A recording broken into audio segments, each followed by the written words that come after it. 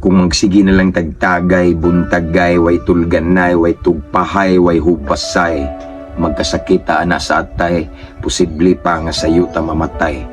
Kung magsigipod tag sigarilyo, sigig suyop og aso, kadugayan magkasakit ang baga nato.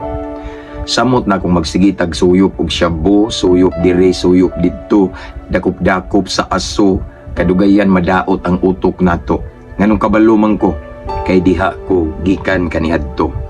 Apan kung ang himuo na tong bisyo ang mapuno sa presensya ni Kristo, wala patay gasto bisag piso, makabuutan pa nato, mahimo patang maayong ehemplo.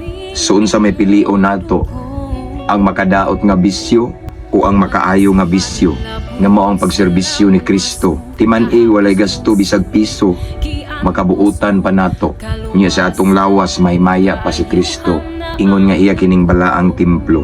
Mabungahong kapunon ninyo, ang Diyos magapanalangin ka nato. God bless. Sa imong ulo ni dahili amin